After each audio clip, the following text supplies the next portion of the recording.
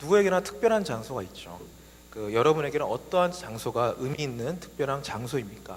카페가 될 수 있겠고, 데이트 코스, 가족들과 오붓한 시간을 보냈던 장소, 그런 장소들이 우리 가운데 있을 것입니다. 공원과 학교, 무슨 거리, 이런 것이 될 수 있겠죠.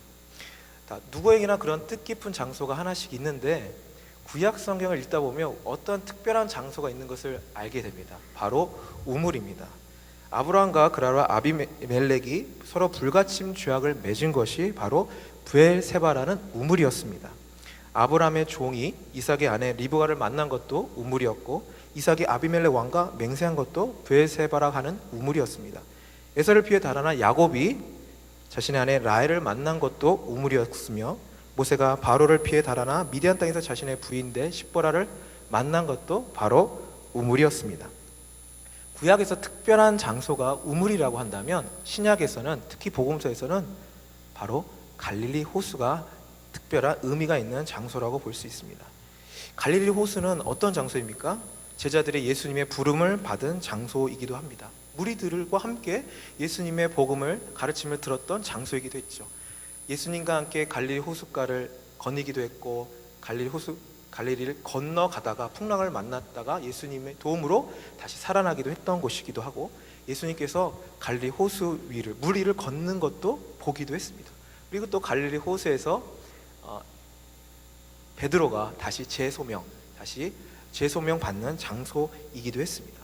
제자들에게 있어서 이 갈릴리 호수는 예수님께 소명받기 전에는 어부로서 일터이기도 했고, 예수님의 제자였을 때는 예수님으로부터 몸으로 제자 훈련받은 훈련 장소이기도 했습니다.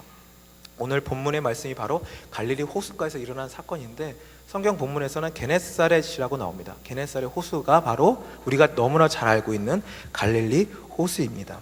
이제 오늘 이 시간에 하나님께서 우리에게 허락하신 본문 이야기를 여러분께 들려드리도록 하겠습니다. 경청하시기 바랍니다. 오늘의 이야기는 이것이죠. 예수님께서 게네사렛 호숫가에서 서 있었습니다. 그때 수많은 사람들이 몰려왔습니다. 그래서 예수님을 통해서 하나님의 말씀을 들었습니다. 예수님께서 호숫가에 비어있는 배 두 척을 보셨는데, 어부들은 배에서 나와서 그물을 씻고 있었습니다. 예수님께서 한 배에 오르셨습니다. 그 배는 시몬의 배였습니다. 시몬에게 말씀하시죠. 배를 육지에서 조금 떼어 놓으라. 시몬이 그렇게 하자 예수님께서 배에서 앉으셔서 무리에게 말씀을 가르치셨습니다. 예수님께서 무리들에게 말씀을 가르치고 마친 다음에 시몬에게 말씀하십니다. 깊은 데로 가서 그물을 내려 고기를 잡으라. 시몬이 대답합니다. 선생님, 우리들이 밤이 새도록 수고했지만 한 마리도 잡지 못했습니다. 그렇지만 선생님의 말씀에 의지하여 내가 그물을 내리겠습니다 라고 얘기합니다. 그리고 그대로 했더니 어떻게 돼요? 고기를 너무 많이 잡았다라고 얘기합니다. 그래서 그물이 찢어질 정도 되었다고 얘기하고 있어요. 그래서 동무들을 손짓해서 부르죠. 와서 도와달라고. 그래서 동료들이 와서 2배 잠기게 될 정도로 많이 잡았다라고 합니다. 이 광경을 본 시몬 베드로가 이것을 보고 예수님의 무릎 앞에 엎드려서 말합니다. 주여, 나를 떠나소서, 나는 죄인입니다. 이것은 베드로와 함께 고기잡이한 사람들이 물고기를 많이 잡은 것으로 해서 매우 놀랬고, 세베대의 아들이면서 시몬의 동업자인 야고보와 요한도 놀랬기 때문입니다. 예수님께서 시몬에게 말씀하십니다. 무서워하지 말라. 이제 후로는 네가 사람을 취하리라. 사람들이 배를 육지에 댄 후에 자신의 모든 것을 버리고 예수님을 따랐습니다. 이것이 오늘의 이야기입니다. 자, 그러면 처음부터 쭉 보도록 하겠습니다. 예수님께서 게네사렛 호숫가에 서 계셨습니다. 그때 무리들이 예수님께 몰려와서 하나님의 말씀을 들었습니다. 무리가 몰려와서라는 이 몰려와서라는 말을 제가 보니까 영어로 보니까 press라고 나오니까 민 거예요. 그러니까 예수님을 밀 정도로 애웠었다는 것이죠. 그러니까 엄청나게 많은 무리가 예수님의 통해서 하나님 말씀을 듣기 위해서 모였다는 것을 우리가 알 수 있습니다. 예수님께서 호숫가에 배 두 척을 보았습니다. 그리고 그 배에서, 어부들이 배에서 나와서 그물을 씻고 있는 것을 보았다는 것이죠. 자, 어부들이 배에서 나와서 그물을 씻는 것을 통해서 우리가 무엇을 알 수 있을까요? 네, 그렇습니다. 바로 이 어부들이 물고기 잡는 일을 다 마치고 그물을 정리하고 그물만 정리되면 어떻게 해요? 집에 돌아갈 것을 준비하고 있는 것입니다. 네. 자, 예수님께서 한 배에 오르셨습니다. 근데 마침 그 배가 누구의 배라고요? 시몬의 배입니다. 시몬의 배에 예수님께서 오르셨습니다. 시몬의 배에 오르셔서 예수님께서 시몬에게 말씀하십니다. 배를 육지에서 조금 떼어 놓으라 라고 말씀하시자 시몬이 그렇게 합니다. 예수님께서 배에 앉아서 무리들에게 가르치시죠. 자, 이 장면을 통해서 우리가 알 수 있는 것이 무엇일까요? 네, 너무나 많은 사람들이 예수님의 밀정도로 에워쌌기 때문에 무리와 어느 정도 거리를 두어서 효과적으로 말씀을 전하기 위해서 예수님께서 배에 올라서 거리를 좀 떨어진 다음에 이렇게 말씀을 전했다는 것을 우리가 알 수 있습니다. 또 우리가 무엇을 알 수 있을까요? 지금 이 시몬은 그물을 다 씻고 있었어요. 씻고 집에 가서 쉴 생각을 갖고 있는데 갑자기 예수님이 등장하더니 예수님이 바로 이 시몬의 일정을 방해하고 있는 것입니다. 근데 시몬의 일정만 방해하는 것에 그치는 것이 아닙니다. 뭐라고 얘기합니까? 시몬에게 배를 육지에서 조금 떼놓으라고 얘기하시는 거예요. 그래서 예수님은 배에 앉아서 무리들에게 말씀을 증거하고 계십니다. 그래서 영락없이 시몬은 자기 의사와 상관없이 예수님이 무리에게 말씀을 전하시는 것을 다 듣게 되었습니다. 그래서 예수님이 무리들에게 가르치는 걸 다 마치기 전까지 집에 가서 쉴 수 없게 되었다는 것을 우리는 알 수 있습니다. 자, 예수님이 선택할 수 있지 않았을까요? 시몬의 배가 있고 또 누구의 배가 있었어요? 야고보와 요한의 배. 야고보와 요한의 배가 있었죠. 두 배가 있었어요, 호숫가에. 근데 왜 예수님께서는 마침 시몬의 배에 올랐을까요?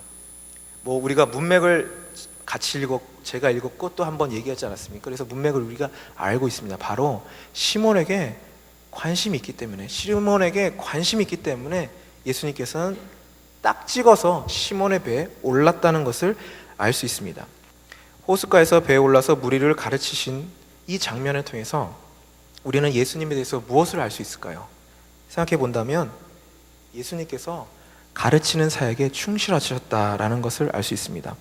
오늘 이야기가 누가복음 5장인데 4장의 이야기를 보면 42절에서부터 44절을 보면 예수님께서 갈릴리 지역 여러 마을을 돌아다니면서 전도하시는 장면이 나옵니다.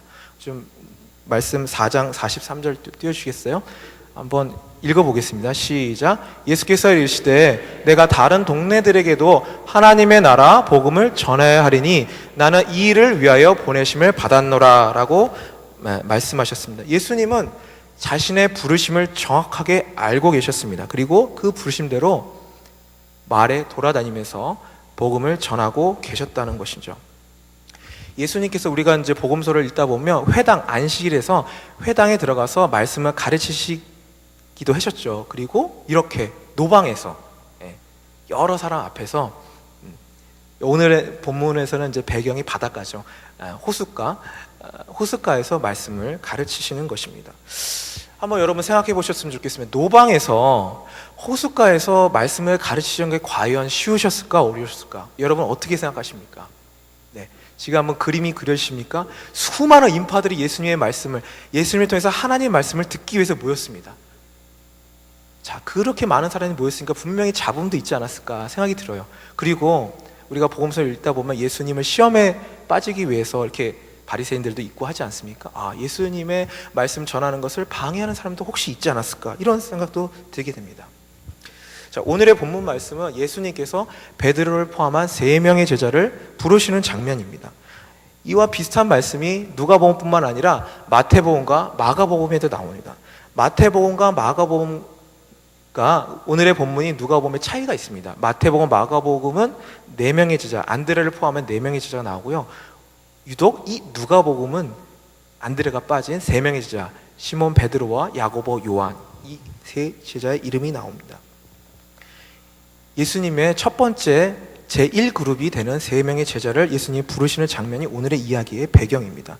자, 오늘의 이야기는 누가복음 5장인데 4장 하반절과 5장 앞부분에 보면 예수님께서 여러 동네를 돌아다니시면서 열심히 말씀을 전파하시는 장면이 나옵니다. 그러시는 와중에서 복음을 증거하는 과정에서 3명의 제자를 예수님께서 부르신다는 것이죠.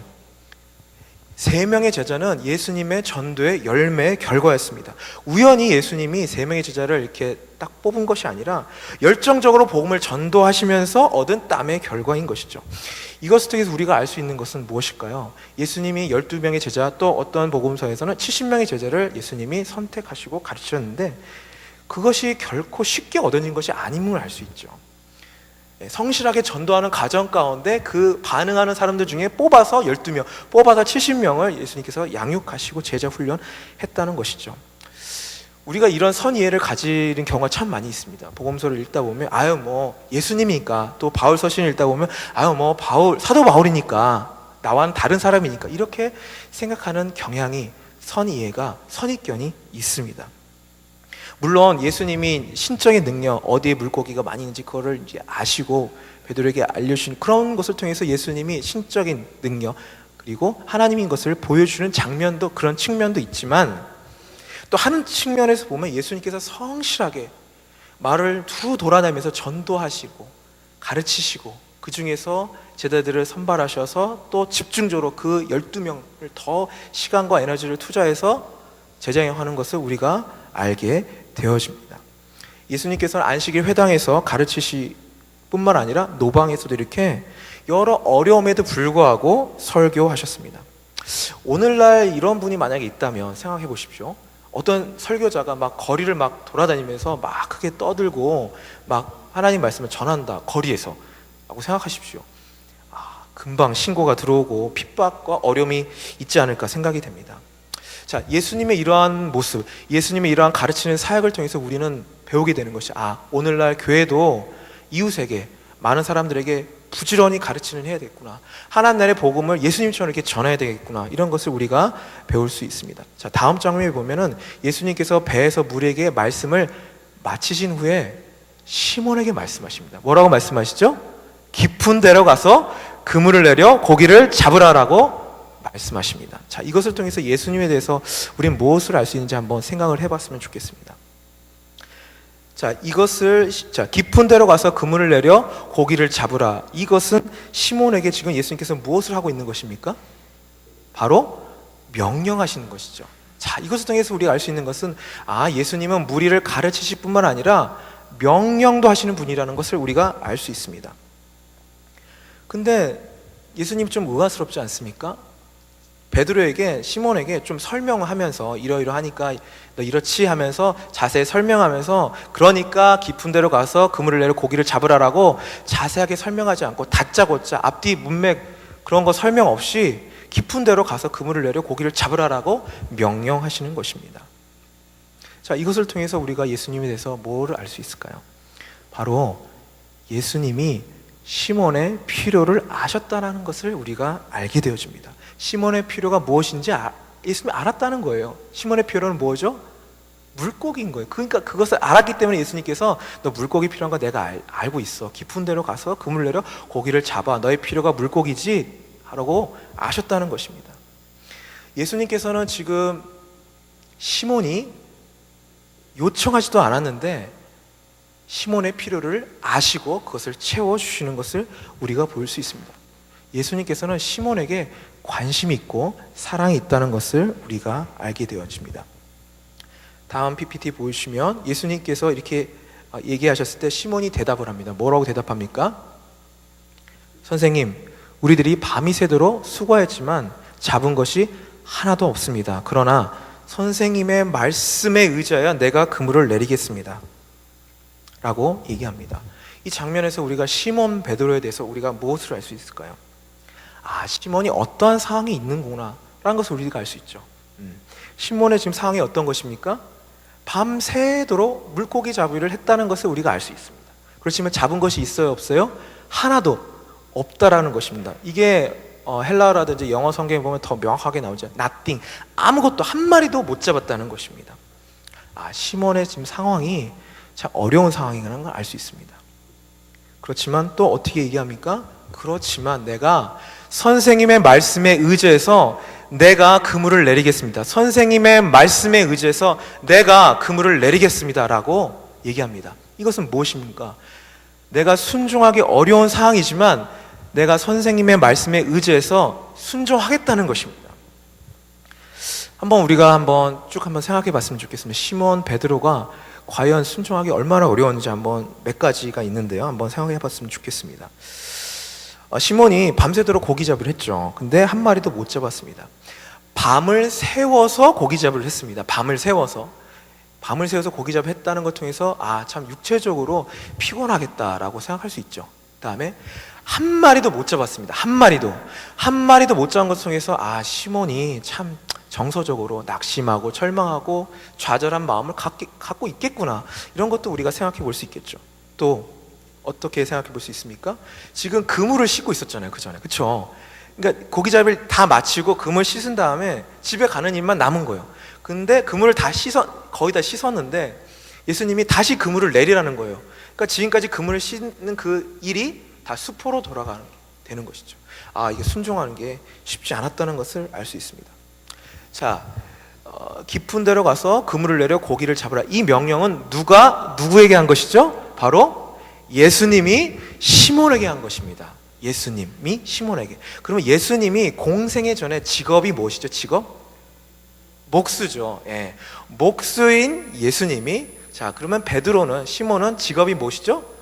어부입니다. 예. 갈릴리에서 물고기 잡으의 잔뼈가 굵은 어부예요. 자, 목수 출신 예수님이 현직 어부, 베테랑 어부인 베드로에게 명령을 하는 거예요. 깊은 데로 가서 고기 잡. 이것도 참 순종하지 어렵지 않았을까라는 생각이 들고요.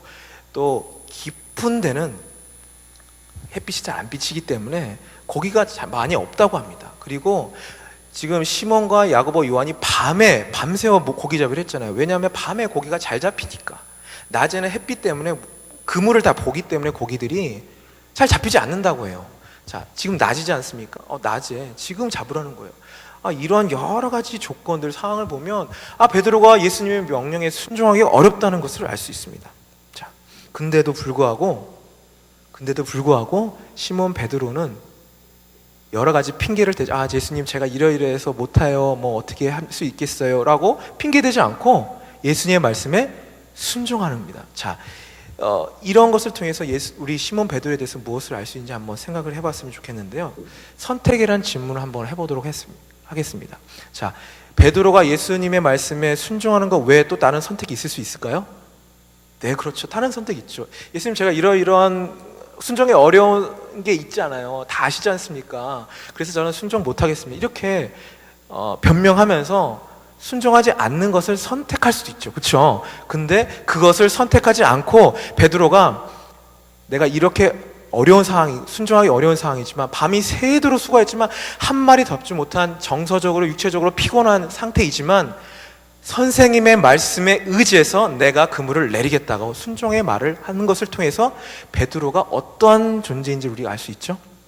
바로 믿음의 사람이구나, 예수님을 믿는 사람이구나, 이런 것을 우리가 알 수 있습니다. 그 다음 장면에서 베드로가 그대로 했어요. 그대로 했더니 물고기가 너무 많이 잡혀가지고 그물이 찢어지게 되었다라고 얘기하고 있습니다. 예수님께서는 고기가 있는 것을 알고 있었고 또 능력이 있는 말씀하신 그대로, 그리고 순종하는 사람에게 역사하신다는 것은 우리가 알 수 있죠. 다음 장면에서 다른 배, 너무 많이 잡히니까 그물이 찢어질 정도 되니까 다른 배에 있는 동료들을 손짓해서 부르죠. 와서 도와달라. 그래서 그 배들이 왔고 두 배 채웠는데 어떻게 됐다고요? 잠기게 되었다라고 얘기하고 있습니다. 자, 이것 통해 알 수 있는 것은 지금 누가 순종한 것이에요? 시몬 베드로 한 사람이 순종했습니다. 시몬 베드로 한 사람이 순종했는데 지금 같이 온 동료들이 하나님의 기적을 목격하는 것을 우리가 알게 됩니다. 다음 장면에서 시몬 베드로가 이 모든 것을 보고 지금 예수님과 같은 배에 타고 있지 않습니까? 예수님께 무릎을 꿇어 말합니다.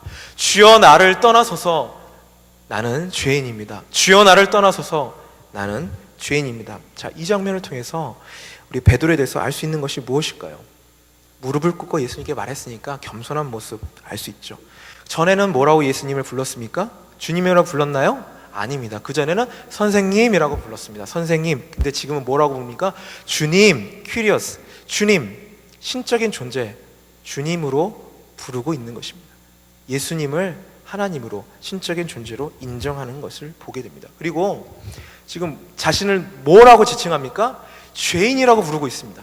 나는 죄인입니다 라고 인정하는 것입니다. 거룩하신 하나님 예수님을 보니까 이것은 내가 어부 출신인데 이런 일을 할 수 있는 분은 하나님밖에 없다. 신적인 존재밖에 이런 일을 할 수 없다는 것을 깨닫는 순간 거룩하신 분을 본 거예요. 거룩하신 존재 앞에 자신의 모습을 보니까 하나님께 대항하고 하나님 뜻대로 살지 않던 지금까지 모든 인생의 자기의 삶이 죄라는 걸 알게 되고 자신이 죄인인 것을 어떻게 돼요? 깨닫게 된 것입니다. 그래서 나를 떠나라고 예수님께 말하는 것이죠. 이것은 왜 이렇게 예수님께 나는 죄인이며 나를 떠나십시오라고 얘기했냐면 성경에서는 어떻게 얘기하고 있죠? 베드로와 베드로와 함께 있는 사람들이 물고기 많이 잡은 것을 해서 놀라고 또 세베대의 아들이면서 시몬의 동업자인 야고보와 요한도 놀랐기 때문이라고 오늘 이야기에서는 말하고 있습니다.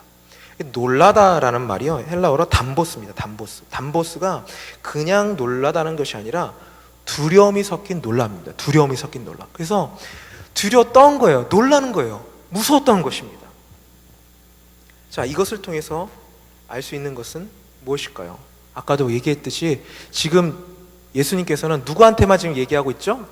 베드로에게만 얘기하는 거예요. 시몬에게만 계속 얘기하는 거예요. 다른 사람에게는 얘기하고 있지 않습니다. 계속 베드로에게 말씀하시고 명령하신 것이죠. 근데 베드로 한 사람의 순종으로 인해서 야고보와 요한과 수많은 같은 어부들도 이것을 예수님의 기적을 경험하게 된 것이죠. 예수님께서는 3명의 제자를 지금 선택을 하려고 하는데 그 중에 리더가 베드로인 것을 아셨어요. 그래서 베드로만 나를 따라오면 나머지 2명의 제자도 자기를 따라올 것을 예수님이 아셨다라고 생각이 듭니다. 다음 장면에서 예수님께서 이렇게 얘기하시죠. 시몬에게 무서워하지 말라. 이후로는 내가 사람을 취하리라. 무서워하지 말라. 네가 이후로는 사람을 취하리라 라고 말씀하십니다. 이것을 통해서 우리가 알 수 있는 것은 무엇일까요? 제일 먼저 예수님께서 뭐라고 말씀하셨죠? 무서워하지 말라. PPT도 좀 넘겨주시고요. 무서워하지 말라라고 말씀하십니다. 무서워하지 말라. 왜 이런 말씀하셨을까요? 왜 예수님께서 무서워하지 말라라고 말씀하셨을까요? 너무 쉽죠? 무서워하고 있으니까. 베드로가 너무 놀라고 두려워하고 무서워하고 있으니까 예수님께서는 베드로에게 무서워하지 말라라는 말씀을 하고 계신 겁니다. 즉 위로의 말씀을 먼저 전하는 것이죠. 그 다음에 하신 말씀이 무엇입니까? 이제 후로는 네가 사람을 취하리라. 이제 후로는 네가 사람을 취하라라고 예수님께서 베드로에게 말씀하고 있는 것입니다. 이전에는 네가 물고기 잡는 사람이었는데 오늘 이후로는 너는 어떤 사람이 되냐 하면 사람을 취하는 사람이 될 거야. 사람을 잡을 사람이 될 거야. 사람 낚는 어부가 될 것이야 라고 말씀하시는 것입니다. 지금 이것은 무엇입니까? 베드로에 대해서 예언하는 것이죠. 너는 앞으로 이런 사람에게 복음을 전하는 전문 복음 전도자가 될 것을 예수님께서 예언하는 것입니다. 예언하면서 동시에 약속하시는 거예요. 약속이 어떤 약속이에요? 내가 너를 복음 전하는 전문자로서 내가 만들어 줄 것이야 라고 예언하는과 동시에 약속하시는 거예요. 내가 너를 베드로 되게 해줄게. 내가 너를 시몬에서 베드로 되게 해줄게 라고 예수님께서 지금 약속하시고 있는 것을 우리가 알 수 있는 것입니다. 예언하시고 약속하시고 복음 전하는, 지금까지 너는 물고기 잡는 사람에 머물렀다면 이제는 복음 전하는 자, 하나님 나라의 복음을 전하는 자, 하나님 나라의 사역자, 하나님과의 동역자로서 지금 사명을 주는 것입니다. 다음 장면에서 그들이 배를 육지에 대었고 모든 것을 버려두고 예수님을 따랐다라고 얘기하고 있습니다. 이 말씀은 지금까지 쭉 이 말씀, 이제 후로는 네가 사람을 취한다, 이 말씀은 지금 누구에게 하는 말씀이죠? 예수님께서 시몬에게 한 말씀이죠. 근데 그들이라고 나와요. 그들이 단수 시몬이 모든 것을 버려두고 예수님을 따랐다라고 얘기하지 않고 그들이 모든 것을 버리고 예수님을 따랐다라고 얘기하고 있습니다. 시몬과 야고보와 요한 모두가 예수님을 따랐다는 것을 우리가 알 수 있습니다. 저와 여러분이 지금까지 이야기를 간단히 살펴보았는데 오늘의 이야기는요, 베드로 이야기인데 이 베드로 이야기가 과연 우리와 무슨 상관이 있는가? 오늘의 우리와 무슨 상관이 있나? 바로 이 베드로 이야기는 바로 우리의 이야기고 오늘 우리의 교회에게 주신 하나님의 말씀입니다. 좀 더 이 말씀을 좀 생각해 봤으면 좋겠는데 베드로에 대해서 한번 생각해 봤으면 좋겠습니다. 베드로 이야기가 나 무슨 상관이야? 2000년 전의 얘기인데 무슨 상관이 있나? 라고 생각할 수 있죠. 그렇지만 정확하게 이야기는 오늘의 우리의 향한 하나님의 말씀이며 교회에 대한 사명과 부르심에 대한 이야기입니다. 자, 오늘의 이야기는 누가복음이죠. 누가복음의 저자는 누구죠? 누가입니다. 자, 누가복음 외에 또 어떤 성경책을 기록했죠? 성령의 감동으로 사도행전을 기록했습니다. 자, 누가가 누가복음과 사도행전을 기록했는데, 자, 사도행전을 보면 사도들의 행전에 기록한 말씀인데, 전반부는 베드로가 중심이 돼서 두드러진 베드로의 기사가 두드러지고요. 후반부는 사도 바울의 행전이 두드러지죠. 자, 생각을 해본다면, 근데 왜 사도행전, 말이 사도행전이지 않습니까? 사도행전이라면 예수님이 12제자 있는데 12제자의 이야기가 다 실려야 되지 않나? 근데 왜 성령께서는 누가의 손을 통해서 사도행전을 기록하셨을 때 전반부를 베드로만 두드러지게 이렇게 얘기하고 나머지 제자들의 얘기는 그렇게 강조되지 않게 베드로만 강조해서 사도행전 전반부를 기록하게 하셨나 생각해 보셨으면 좋겠습니다. 만약에 예수님의 제자 베드로를 제외한 11제자가 모두 다 교회의 모델이 되고 사명이 되고 그런 것을 있다고 생각했다면 성령께서 누가를 통해서 다른 사도들을 얘기로 다 기록했겠죠. 그렇지만 예수님께서는, 성령께서는, 하나님께서는 누가를 통해서 베드로 얘기면 충분하다. 베드로가 교회의 모델이기 때문에 베드로 얘기만 충분하기 때문에 성령께서는 누가를 통해서 베드로 얘기만 앞부분에 강조를 하신 것을 알 수 있습니다. 그것이 사실 오늘의 얘기, 누가복음인 오늘의 얘기인 누가복음의 저자인 누가를 통해서 오늘 이야기도 그렇게 얘기하고 있습니다. 자, 보십시오. 처음부터 끝까지 예수님은 누구에게 관심을 갖죠? 베드로에게 관심을 갖습니다. 야고보와 요한은 가시권에 있지만, 보고 있지만 뭐 말을 한다는 그런 장면이 없어요. 계속 베드로의 배에 올라타시고 베드로에게 말씀하시고 명령하시고 깊은 데로 가서 그물을 내려 고기를 잡으라고 말씀하시는 게 시몬 베드로에게 줄기차게 얘기하시는 것을 통해서 우리는 예수님께서 이 베드로를 강조하시는구나, 베드로에게 관심을 갖고 있는구나. 그래서 베드로에게 관심을 갖고 접근하시고 명령하시고 약속하시고 사명을 주신다는 것을 알 수 있습니다. 자, 이것을 통해서 오늘 우리가 알 수 있는 것은 이 베드로의 이야기, 베드로의 소명받는 이야기는 베드로의 이야기에서 끝나는 것이 아니라 오늘 우리들의 이야기고 오늘 우리 현대를 사는 교회의 사명에 관한 이야기인 것을 우리는 알게 됩니다. 자, 그러면 이제는 우리는 이 이야기를 통해서 오늘 하나님께서 우리에게 주신 메시지를 발견한 기본적인 준비가 다 되었는데요.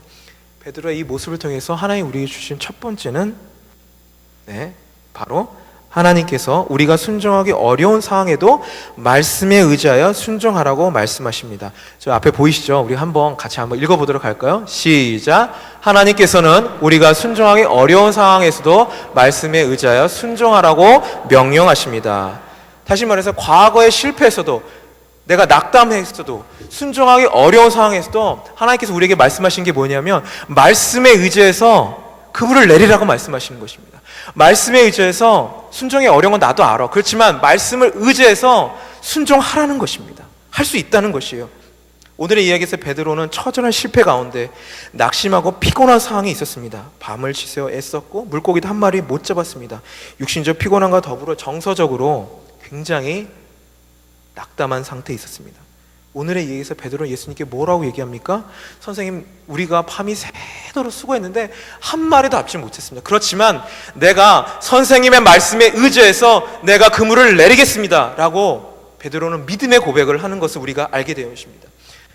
뭐라고 얘기하는 것이에요? 내가 순종하기 어려운 상황입니다, 주님. 내가 이런 상황 때문에 순종하기 너무 어렵지만 선생님이 말씀하셨기 때문에, 이 말씀이라는 것은 깊은 데로 가서 그물을 내려 고기를 잡으라, 이 말씀과 더불어 배에 타서 무리들에게 가르치는 것을 베드로가 다 들었지 않습니까? 이걸 통해서 이분은 보통 분이 아니라는 것을 알게 된 것이죠. 그래서 순종하기로 결정한 것이에요. 말씀을 들었기 때문에 이런 힘이 생겼다는 것입니다. 오늘 이 예배자리에 오신 분들 가운데 예수님께서 이미 말씀하시는 명령에 순종하기 너무나도 어려운 환경에 계신 분이 혹시 계십니까? 주님, 저는 주님의 명령에 순종하기 너무 어려워요. 아시잖아요. 제 몸이 너무 약합니다. 저의 집 자녀 문제가 있어요. 저의 재정적으로 너무 문제가 커가지고요. 예수님의 명령에 순종할 수 있는 겨를이 없습니다. 라고 여러분 가운데 혹시 마음 가운데 생각하시는 분이 혹시 계십니까? 그렇다면 여러분, 이 시간에 베드로의 모습을 보십시오. 베드로가 뭐라고 얘기합니까? 피곤하고 절망하는 가운데 이렇게 말하고 순종합니다. 먼저 믿음으로 말하고 순종하는 것입니다. 말씀에 의지해서, 선생님의 말씀에 의지해서 내가 그물을 내리겠습니다라고 얘기하는 것입니다. 어떻게 베드로는 순종하기 어려운 상황에 순종할 수 있었을까요? 제가 잠깐 아까쯤에 얘기했죠. 예수님의 말씀을 들었습니다. 자기는 피곤해서 이제 그물을 씻고 집에 가서 쉬려고 했는데 나의 의사와 상관없이 예수님께서 명령하셨기 때문에 배에 타가지고 무리에게 가르치는 예수님의 가르치는 그 가르침을 다 들었습니다. 예수님의 말씀을 피곤했지만 베드로는 다 들었기 때문에 마음 가운데 은혜가 있었어요. 그래서 이분이라면 내가 한번 믿고 한번 해보자, 이런 순종할 마음이 생겼다는 것을 우리가 알 수 있습니다. 주님의 말씀에 의지하고 순종한 삶은 사실 하나님 믿는 모든 백성의 삶의 자세인 것이죠. 노아를 생각해 볼까요? 노아는 주의 말씀에 의지해서 마른 땅에 방주를 지었습니다. 아브라함을 생각해 볼까요? 아브라함은 주의 말씀에 의지해서 갈대아 우르 땅을 떠나 갈 바를 알지 못하고 나아갔습니다. 아브라함은 주의 말씀에 의지해서 자기의 사랑하는 독자 이삭의 심장에 칼을 내리꽂으려고 했습니다. 모세는 하나님의 말씀에 의지해서 바로 왕의 앞에서 하나님 말씀을 전했습니다. 모든 하나님의 사람은 하나님의 말씀에 의지해서 믿음으로 행동을 취했습니다. 그때 하나님 말씀을 의지해서 행동을 했을 때 하나님께서 그들과 함께 하셨고 역사하신 것은 우리는 알 수 있습니다. 오늘 베드로와 함께 하셨던 것처럼 말입니다. 우리가 이제 보면 노아가 방주 짓는 것보다, 모세가 바로 앞에서 하나님 말씀을 증거한 것보다 베드로가 그물을 던지는 게 큰 믿음이냐라고 생각할 수 있지 모르겠습니다. 그렇지만 아닙니다. 베드로는 노아가 믿음으로 하나님 말씀에 의지해서 방주를 짓는 것과 모세가 바로 앞에 믿음으로 하나님 말씀에 의지해서 선포한 것과 동일한 그 믿음으로 지금 믿음으로 깊은 데로 가서 그물을 내려 고기를 잡았던 것입니다. 내가 사업에 실패했어도, 내가 지금 건강이 너무 좋지 않았어도 내가 말씀을 의지해서 내가 그물을 내리겠습니다. 내 집에 자녀 문제가 너무 많아도 내가 하나님의 말씀에 의지해서 그물을 내리겠습니다. 내가 질병의 고통 가운데 있어도 내가 말씀에 의지해서 그물을 내리겠습니다. 이런 고백이 저와 여러분의 입 가운데 선포되어야 되겠습니다. 자, 첫 번째 제가 이제 얘기했는데요. 우리 옆에 있는 분에게 한번 얘기했으면 좋겠습니다. 어떻게 얘기하냐면, 어려운 상황에서도 말씀에 의지하여 순종하십시오. 시작. 어려운 상황에서도 말씀에 의지해 순종하십시오. 우리 다른 분에게 이렇게 말씀으로 축복했으면 좋겠습니다. 깊은 데로 가서 그물을 내리십시오. 자, 하나님이 우리에게 주신 두 번째 메시지는 이것입니다. 하나님께서 우리의 일터와 가정에서 하나님 말씀에 순종하라고 명령하고 있습니다. 자, 지금 베드로가 지금 예수님 만난 현장이 바로 갈릴리 호수인 것이죠. 자기 일터인 것이에요. 일의 현장, 삶의 현장인 것이죠. 우리를 치면 바로 일터인 것이고 가정인 것이죠. 주의 말씀 의지에 그물을 내리는 것은 어떤 특별한 회당이나 교회당에서 뿐만이 아니라 우리의 삶의 현장에서, 일상적인 모든 삶의 현장에서 적용되는 원칙입니다. 주의 말씀에 의지해서 그물을 내리는 것은 우리의 일상생활 삶의 원칙인 것이죠. 여러분 가운데 시련 가운데 있는 분이 여기 앉아 계십니까? 여러분 지금 하고 있는 일을 포기하지 마시고 계속 하시기 바랍니다. 정직하게, 그리고 소망을 가지고 지금 하고 있는 일을 다시 새 마음으로 시작하십시오. 내일 월요일 아침에 다시 한번 하나님의 말씀을 의지하고 일터로 나가십시오. 여러분이 전업주부라면 여러분의 가사 일을 할 때, 자녀들을 돌볼 때 소망을 가지고 주님의 말씀을 의지해서 그 일들을 감당하십시오. 여러분이 낙담한 사업가이시라면, 여러분이 지금 마음이 상할 대로 상한 지칠 대로 지친 직장인이라면 그럼에도 불구하고 주의 말씀에 의지해서 내가 그물을 내리겠습니다 라고 믿음으로 선포하시고 고백하시고 여러분의 일터로 나가시기 바랍니다.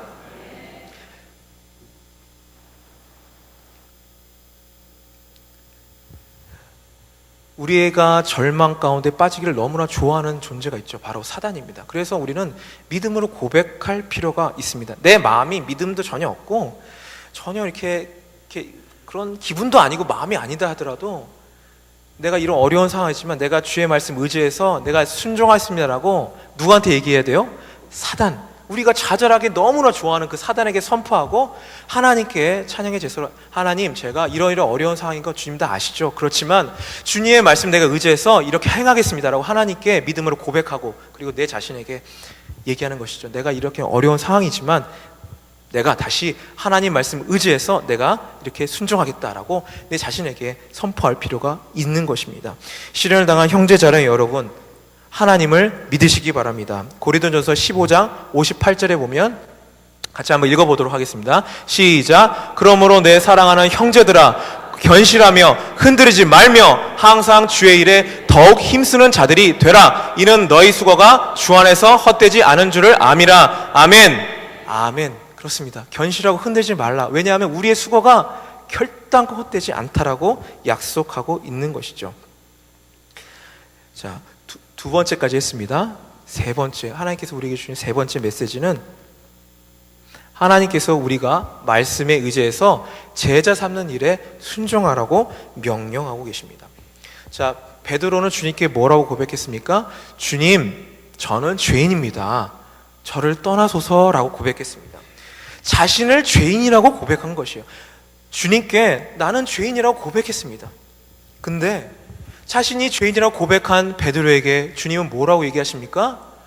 무서워하지 말아라. 내가 이제 후로는 사람을 취하는 사람이 될 것이다 라고 약속하신 것입니다. 너무나도 놀라운 말씀 아닙니까? 자신이 죄인이라고 고백하는 사람에게 너는 나의 제자라고 콜링하는 것이, 부르시는 것이에요.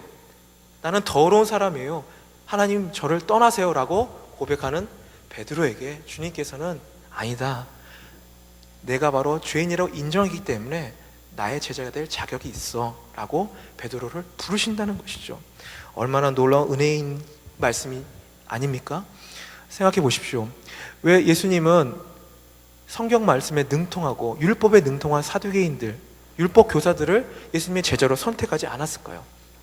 왜냐하면 그들은 자신이 스스로 의인이라고, 하나님 앞에, 사람 앞에 나는 의인이라고 생각하고 있기 때문에 그들은 예수님의 제자가 될 수가 없었던 것입니다. 갈릴리 어부, 세리, 이런 죄인이라고, 그리고 별 볼 일 없는 사람이라고 스스로 인정하는 사람들을 예수님께서 너는 나의 제자가 될 자격이 있다라고 주님은 부르고 있다는 것입니다. 예수님께서 오늘 이 이야기를 통해서 여기 있는 모든 사람에게 너는 나의 제자가 되고 또 제자 삼는 일을 하라고 명령하시는 거예요. 이후로는 네가 사람을 취하라고 말씀하십니다.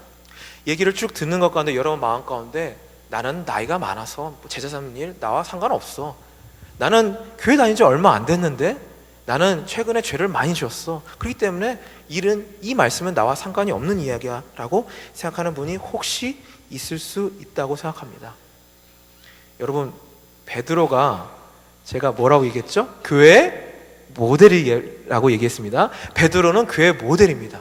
그런 베드로가 어떠한 사람인지 우리는 너무나 잘 알지 않습니까? 좌충우돌, 예수님 말씀에 막 불순종하기도 하고 사단아 내 뒤로 물을 거라 이런 얘기도 하고, 예수님이 십자가에 못 박힐 때 3번 모른다고 부인하고, 예수님이 부활한 걸 봄에도 불구하고 어땠습니까? 나는 물고기 잡으러 가노라 하면서 고기 잡으러 간 사람이 바로 베드로입니다.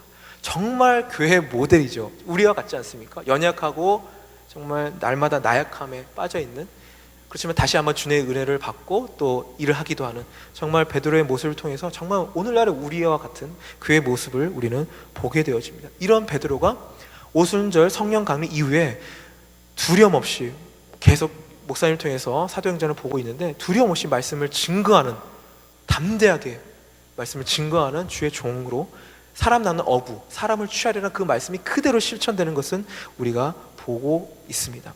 주님께서는 베드로를 아셨습니다. 그렇기 때문에 베드로의 못난 모습을 봄에도 불구하고 인내하시고 기도하시고 말씀으로 시몬을 베드로 되게 하셨던 것이죠. 우리 자신도 마찬가지입니다. 나는 너무 부족해, 나는 너무 나이가 많아, 나는 너무 죄가 많아, 이렇게 생각하는 여러분에게 오늘 하나님께서 말씀하고 계십니다. 하나님께서는 여러분 각자를 향한 놀라운 계획을 가지고 계십니다. 스스로 작다고 여기십니까? 스스로 죄인이라고 여기십니까? 계속되는 실패 때문에 좌절 가운데 있는 분이 계십니까? 그런 분들에게 오늘 여러분에게 하나님은 말씀하십니다. 네가 나의 제자가 되어달라고 하나님은 말씀하십니다. 이것은 하기 싫은데 억지로 해야 될 일이 아니라요, 너무나 놀라운 특권입니다. 너무나 놀라운 하나님의 축복인 것이죠. 아멘. 그렇습니다. 여러분, 베드로를 부르신 분이 누구신지 이 시간에 한번 기억하셨으면 좋겠어요. 베드로를 부르신 분이 누구십니까? 바로 예수님입니다. 예수님은 누구십니까? 말씀 하나로 천지를 창조하신 분이십니다. 부활하시고 승천하셔서 하늘 보좌 위에 앉으신 분이 바로 예수님입니다. 예수님이 바로 시몬을 베드로 되게 하셨다면, 우리를 그런 것을 우리가 믿는다면, 우리같이 연약하고 부족한 사람도 우리가 예수님이 부르신 그 부름 앞에 예라고 응답했던 시몬이 베드로에 대해 했던 걸 우리가 믿는다면, 우리가 이 베드로처럼 헌신하고 순종하게 될 때 우리도 베드로처럼 하나님의 복음 증거하는 자가 되게 하실 것입니다. 오늘 이 시간에 하나님께서 여러분을 제자로 부르시고 제자 삼는 일로 부르고 계십니다. 베드로를 제자로 부르신 주님께서 베드로의 삶을 책임지셨듯이 여러분의 삶도 책임지실 것입니다. 아직도 여러분은 자신의 나약함 때문에, 믿음 없음 때문에, 성령 충만하지 못한 자신의 모습 때문에 제자로서 여러분을 부르시는 주님의 음성에 선뜻 순종하지 못하고 계십니까? 아닙니다. 바로 여러분이 스스로 죄인으로 여기고 있기 때문에 여러분은 예수님의 제자로서 자격이 있습니다. 그렇습니다. 하나님께서는 자신을 죄인으로 여기고 연약하고 무능하다 할 때, 바로 그때가 예수님의 제자로 세움받기에 가장 좋은 시기인 것이죠. 네, 다음 장면 한번 보여주시겠어요? 결론입니다. 독일의 신학자 디트리 보네퍼가 있습니다. 이런 유명한 말을 했거든요. 오직 믿는 자만이 순종하고 오직 순종하는 자만이 믿는다. 한 번 더 얘기하겠습니다. 오직 믿는 자만이 순종하고 순종하는 자만이 믿는다라고 얘기하고 있습니다. 믿음과 순종은 서로 분리될 수 없다. 오직 순종하는 자만이 믿는다. 순종이 믿음의 전제이다. 순종이 무엇인지 물음을 통해서가 아니라 오직 순종하는 가운데서 배울 수 있다. 오직 순종함으로써 우리는 진리를 인식하게 된다라고 얘기하고 있습니다. 이 시간에 하나님께서는 여러분을 베드로처럼 주님의 말씀에 순종하라고 말씀하십니다.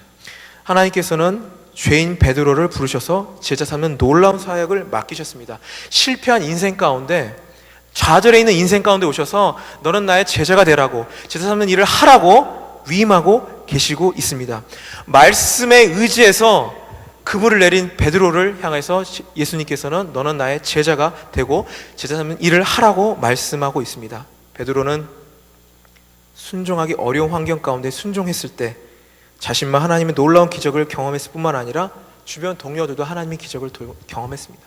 우리가 하나님 말씀에 전폭적으로 순종하게 될 때 우리의 가정이, 우리의 이웃들이, 우리의 목장이 변화될 것입니다. 우리의 일상생활에서 베드로가 갈릴리 호숫가의 일터에서 예수님을 만난 것처럼 우리의 일상생활의 일터와 가정에서 주님의 말씀에 순종하시기 바랍니다. 내가 말씀에 의지해서 그물을 내리겠습니다. 순종하기 어려운 모든 조건이 있음에도 불구하고 주님께서 나에게 말씀하셨기에 내가 말씀에 의지해서 그물을 내리겠습니다라고 여러분 믿음으로 고백하시고 순종하는 여러분이 되기를 바랍니다. 우리 부르신 곳에서 찬양하면서 우리가 지금까지 말씀 들은 것을 한번 생각해 보셨으면 좋겠습니다. 따스한 성령님,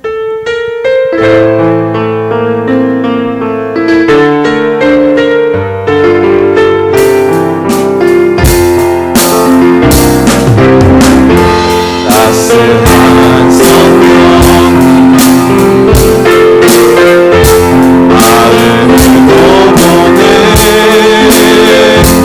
내 몸을 감싸며 손이 눕혀 만나 만족하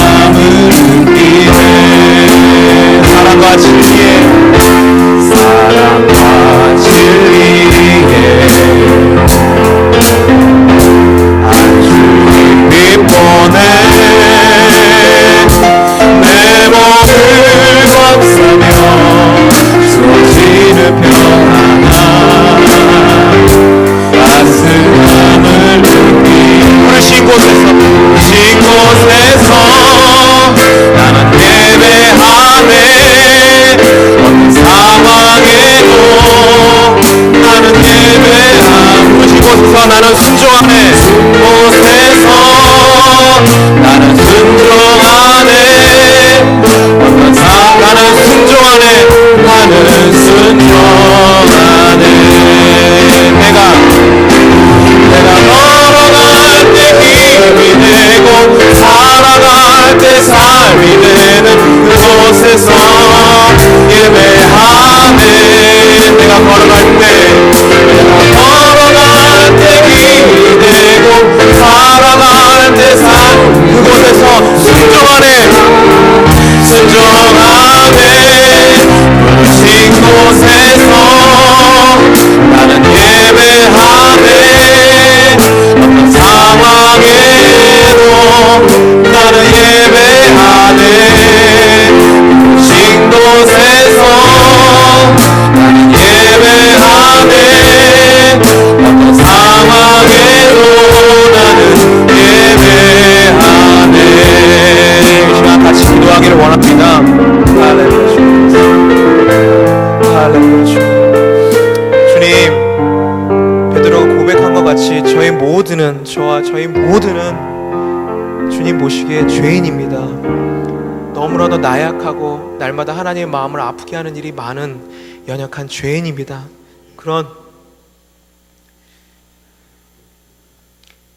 죄인인 저희들을 향해서 하나님께서 네가 바로 나의 제자라고 말씀해 주셔서 감사합니다. 하나님, 이 은혜를 저희가 늘 감격 가운데 하나님을 찬양하며 아직도 이 좋은 하나님을 알지 못하는 사람에게 담대하게 이 좋은 하나님을 증거할 수 있는 우리 모든 성도들이 다 되게 하여 주옵소서. 귀한 말씀 주신 것 감사드리고 내일 아침부터 이것이 우리 삶 가운데서 기억되게 하시고 성령께서 기억나게 하시고 계속적으로 이 말씀이 우리 가운데 살아 역사하여 일터 가운데 가정 가운데 내가 주의 말씀에 의지해서 그물을 내리겠다는 고백들과 순종함이 우리들의 삶 가운데 일어나게 하여 주옵소서. 감사드리고 예수님 이름으로 기도했습니다. 아멘.